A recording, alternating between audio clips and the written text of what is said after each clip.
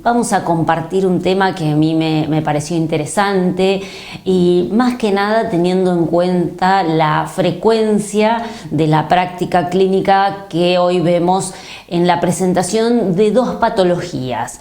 Nosotros hablamos de comorbilidad ante la presencia de dos o más patologías. En este caso, la depresión y la ansiedad. Entonces me pareció relevante poder compartir con ustedes la sintomatología de cada uno de los cuadros que pueden presentarse al mismo tiempo. No invalida por estar deprimido uno no va a tener síntomas de ansiedad. Ahora vamos a ver un poco qué síntomas se comparten, pero antes de ver la comorbilidad vamos a pensar un poco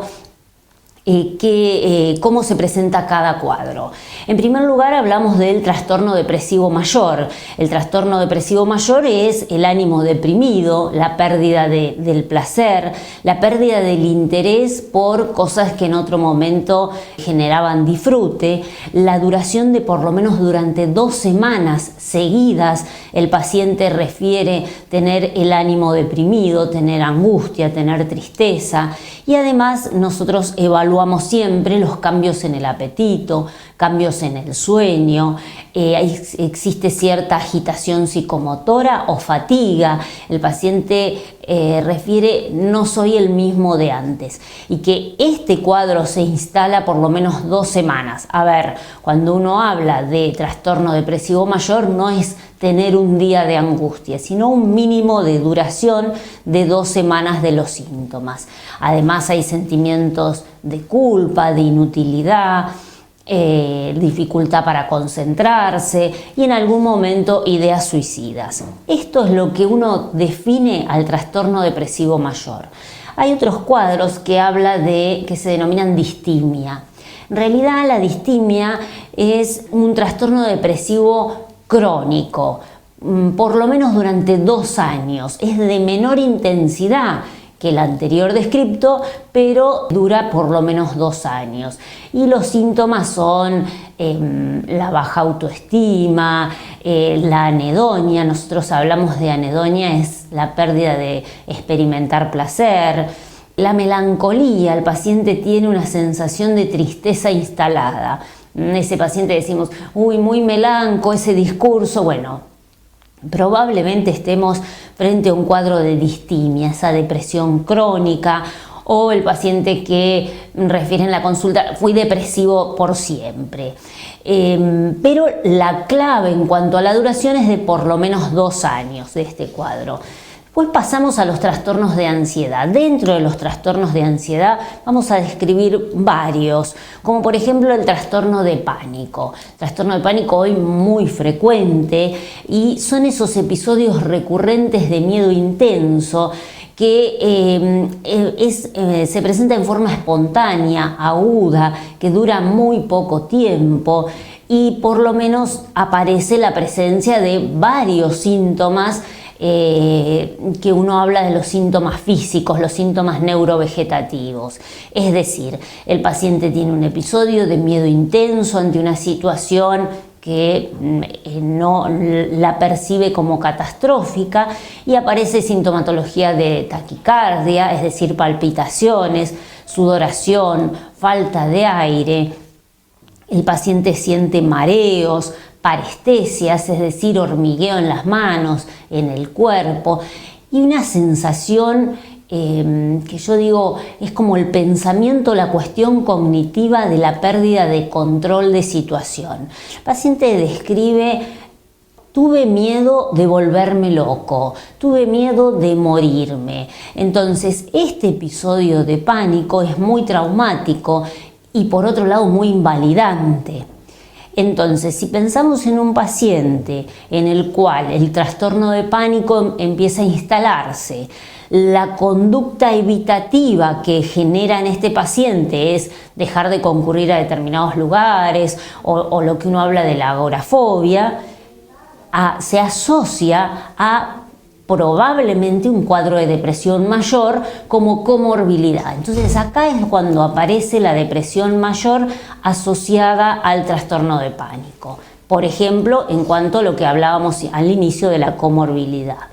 Pues otro cuadro que tenemos muy frecuente con respecto a los trastornos de ansiedad es el trastorno de ansiedad generalizado. A ver, ¿en qué consiste? Es aquel paciente que tiene síntomas de ansiedad anticipatoria, de una preocupación excesiva por determinado tema, por ejemplo, físico, una preocupación excesiva por tener determinadas enfermedades, o por el trabajo, entonces está todo el tiempo pensando en su permanencia en el trabajo. Esto hablamos nuevamente de duración, dijimos la depresión mayor 2 semanas, la distimia 2 años, el pánico menos de 1 hora. Bueno, esto tiene una duración de por lo menos 6 meses. El paciente con trastorno de ansiedad generalizado tiene síntomas físicos también, tensión muscular, trastornos del sueño, una sensación de fatigabilidad fácil, se le dificulta concentrarse, cierta irritabilidad. La familia esto es principalmente quien lo nota y como una inquietud. Este es el cuadro de trastorno de ansiedad generalizado. Después tenemos las fobias, ¿no? Esto que hablamos comúnmente de fobias. Tenemos las fobias específicas, que es un temor excesivo, irracional, persistente ante determinados objetos o situaciones que lo pueden desencadenar. Fobia a los perros, fobia por ejemplo, a la sangre, fobia ambiental, digamos, son objetos diferentes en que pueden generar este miedo irracional. El comportamiento del paciente es evitativo y discapacitante porque tienen que, por ejemplo, cambiar de cuadra cuando aparece un perro o no pueden ir a determinados lugares. Entonces es importante que esto se trate. Volvemos al tema duración, por lo menos 6 meses, ¿no? Este es el tiempo que uno tiene en cuenta. Por supuesto que la exposición a este estímulo fóbico le va a generar mucha sintomatología de ansiedad, que es la que hoy describíamos en los cuadros de pánico. El paciente comienza con sintomatología física ante la presencia de ese elemento fóbico que le dispara el cuadro ansioso. Después tenemos un trastorno de ansiedad social. El trastorno de ansiedad social en realidad es un temor excesivo, irracional a determinadas situaciones sociales o actuaciones en pánico, ¿no? Genera nuevamente las conductas de evitación y de la duración es también de por lo menos 6 meses que esto se haya presentado para uno poder hacer el diagnóstico. Bueno, los síntomas, esta cuestión de sudoración excesiva, la ruborización o el paciente tiene el temor a ser humillado en público, se queda ante una situación, por ejemplo, tener que dar una conferencia, él refiere, me quedé con la mente en blanco, digamos, estos son los síntomas que aparecen en un trastorno de ansiedad social. Otro trastorno de ansiedad que también vemos es el trastorno por estrés postraumático. Este cuadro es cuando la persona fue expuesta a un evento traumático en el cual han aparecido, digamos, acontecimientos que fueron amenazantes y generaron un horror intenso en la persona con síntomas de desesperanza. Entonces, cuando el paciente revive estos síntomas a modo de flashback, recuerdos, sueños, le genera presencia de síntomas físicos, síntomas neurovegetativos, un desinterés, un malestar intenso, una conducta de evitación. Y el paciente se encuentra en un estado de hiperalerta, ¿no? Una paciente que trabajaba en un supermercado y había sido víctima de 6 asaltos. Ante la presencia ella de ella me decía, veo un chico con gorrita y comienzo con sudoración, taquicardia, sensación de hiperalerta. Esto es lo que hablamos de estrés postraumático. Y por último tenemos el trastorno obsesivo compulsivo, comúnmente que decimos un paciente TOC, y en realidad son aquellos pensamientos intrusivos y obsesivos que presenta el paciente con actos compulsivos o rituales. Debe hacer determinada cosa porque puede pasar un evento catastrófico, o esto es reconocido como excesivo con los temores, por ejemplo, a contaminación o las obsesiones por limpieza o por el orden, pero no es simplemente esto, sino que el pensamiento a la compulsión y deber de tener que hacerlo provocan un malestar muy significativo en el paciente, con un impacto en la funcionalidad, ya que debe perder mucho tiempo en cada cosa de la vida cotidiana, cada actividad que realiza la persona, por ejemplo, la cantidad de veces que debe lavarse las manos por día, bueno, todos los rituales a los cuales esto le lleva.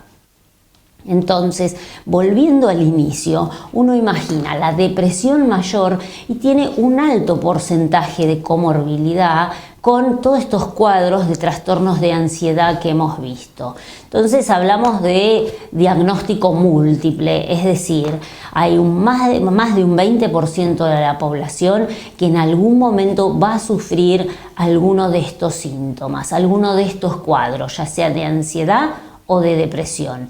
Y esta comorbilidad que vemos va a llegar, digamos, en los estudios que se han hecho en este último tiempo, a más de un 60%. La presencia de síntomas que uno ve en común es esa baja autoestima en el paciente, o la irritabilidad, o la agitación, o la dificultad en concentrarse.